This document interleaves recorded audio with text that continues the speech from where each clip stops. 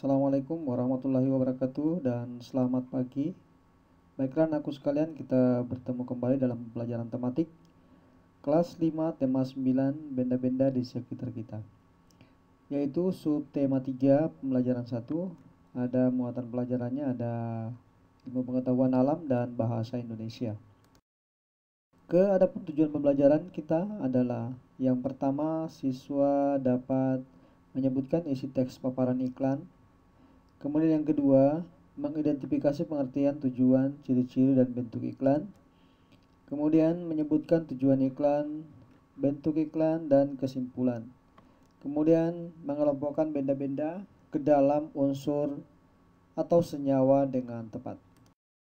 Anakku sekalian, iklan sering kita temukan di dalam televisi, radio, surat kabar, atau media cetak, majalah, internet, ataupun di jalan yang biasa dipasang.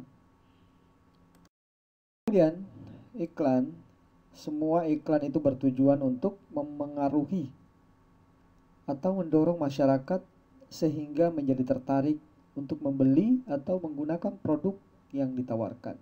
Itulah iklan. Anakku sekalian, saya kira kalian sudah pernah melihat beberapa iklan, baik di televisi ataupun di media cetak. Nah, sekarang kita perhatikan ini di atas. Ada sebuah iklan, ya. Kira-kira produk apa yang ditawarkan dalam iklan ini? Ada yang tahu enggak? Kira-kira produk apa yang ada di sini, ya? Kita perhatikan, ini anak sedang meneguk minuman, ya. Ini ada Aquada. Ini juga Aquada. Nah, ini anak ini sedang membuang di tempat sampah, ya. Jadi produk yang ditawarkan di dalam iklan ini adalah minuman dalam kemasan, ya. Ini minuman dalam kemasan dengan mereknya ini kayaknya, ya. Mereknya Aquada. Oke, kemudian pertanyaan kedua, apa saja yang terdapat dalam iklan tersebut? Maksudnya apa saja yang ada di dalam iklan tersebut ini? Maksudnya apa unsur-unsurnya iklan yang ada di dalam? Contoh, nama produk. Iya, nama produk ada. Contoh, Aquada. Kemudian gambarnya menarik enggak? Iya, menarik lah. Karena berwarna, kemudian actionnya minum, kemudian setelah minum dia buang sampah nih, ya. Bagaimana dengan kalimat iklannya? Kalimat iklannya ada nih, semua berawal dari kita, awal yang baik, akhir yang baik. Nah, itu kalimat iklan. Aku ada juga, ini kalimat iklan dari yang ada. Kemudian yang ketiga, bagaimana kesimpulanmu tentang isi teks paparan iklan tersebut, ya. Jadi kalau disimpulkan dari iklan ini, kita bisa ambil kesimpulan bahwa iklan ini sudah sangat bagus, ya. Sudah sangat bagus dan memiliki ciri-ciri yang baik, ya. Ciri-cirinya sudah masuk, ya. Hanya beberapa unsur belum masuk di sini, belum ada seperti alamat, nomor HP, ya. Masih ada beberapa yang belum masuk lah, ya. Tapi jelas ini sudah cukup menarik. Oke, baiklah anakku sekalian, saya kira itu dulu. Oke, baiklah anakku sekalian, kita lanjut kembali. Beberapa syarat iklan yang baik, yaitu informatif. Iklan itu harus informatif, maksudnya menjelaskan tentang iklan yang ditawarkan atau memperkenalkan iklan dengan baik dengan penjelasan yang jelas, ya. Harus jelas, informasinya harus jelas. Jadi itu informatika. Kemudian harus komunikatif. Komunikatif maksudnya mudah dipahami, ya. Jadi bahasanya itu mudah dipahami dan menarik penjelasannya. Kemudian heboh, ya. Maksudnya pengiklan itu tidak loyo, dia harus heboh, maksudnya agar bisa menarik perhatian pembeli atau masyarakat. Kemudian yang ketiga adalah bahasanya singkat dan padat, tidak boleh bertele-tele terlalu panjang juga tidak bisa. Kemudian yang menarik, ya, jadi iklannya menarik, maksudnya berwarna dan beberapa gerakan yang ada di dalam. Oke, saya kira itu.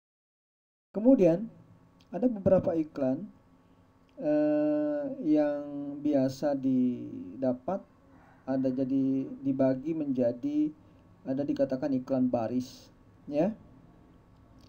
Mengapa dikatakan iklan baris? Karena dia biasanya itu kecil, ya. Jadi terdiri atas 2 sampai 3 baris. Kemudian informasi yang terkandung di dalamnya hanya informasi penting saja, ditulis secara singkat, padat, namun jelas. Kemudian dikelompokkan sesuai dengan jenis barang atau jasa yang ditawarkan, ya. Ini jadi ini ya, laptop masih mulus segel garansi, harga ada, sudah harga, ya. Nomor telepon ada. Oke. Kemudian ini perhatikan di bawah ini ada iklan lain, ya. Kursus bahasa Inggris. Di atas penjualan laptop, yang di bawah kursus bahasa Inggris. Nah, itu maksudnya baris, ya. Biasanya ini ditemukan di surat kabar, ya. Jadi di surat kabar biasanya ada iklan baris, ya. Oke, mudah-mudahan bisa dimengerti, ya. Oke, baiklah. Tadi iklan baris, sekarang iklan kolom. Nah, iklan kolom ini itu lebih besar daripada iklan baris. Iklan kolom itu biasa memuat beberapa kolom dari surat kabar. Bahkan biasa satu lembar surat kabar itu dia full satu, ya. Karena dia itu menjelaskan beberapa penjelasan dari awal sampai akhir, ya. Contoh seperti ini adalah iklan kolom contohnya. Jadi dia sampai biasanya satu lembar turun, ya. Free hadiah tanpa undian, kemudian di bawah lagi dijelaskan DP murah, angsuran ringan, proses cepat dan mudah, data bisa dibantu, ya. Kemudian ready stock, maksudnya siap, bisa tukar tambah. Nah, itu penjelasannya. Kemudian beberapa nomor telepon yang ditampilkan, ya. Itulah bedanya antara iklan baris dengan iklan kolom, ya. Kita pindah ke sains atau ilmu pengetahuan alam, yaitu tentang sat tunggal dan campuran. Sat tunggal yang pertama adalah unsur, ya. Jadi kita ketahui bahwa sat tunggal itu hanya terdiri dari satu jenis, ya, sejenis.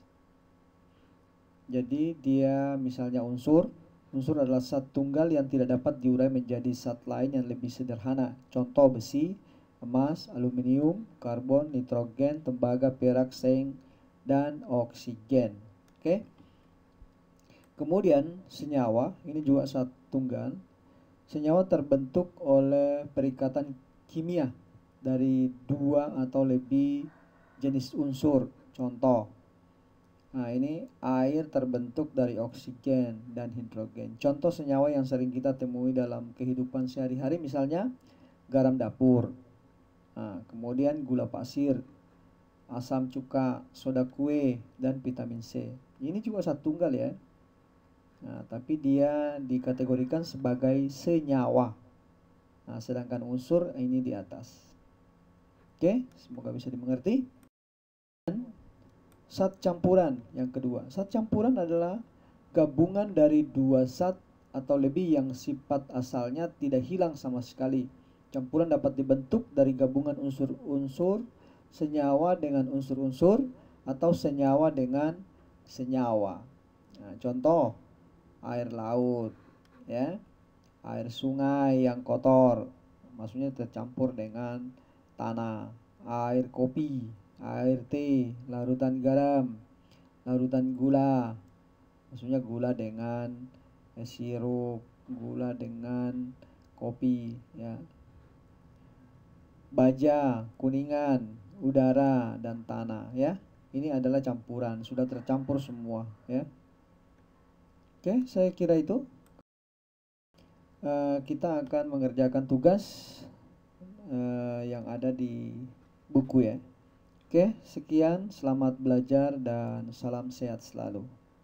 Assalamualaikum.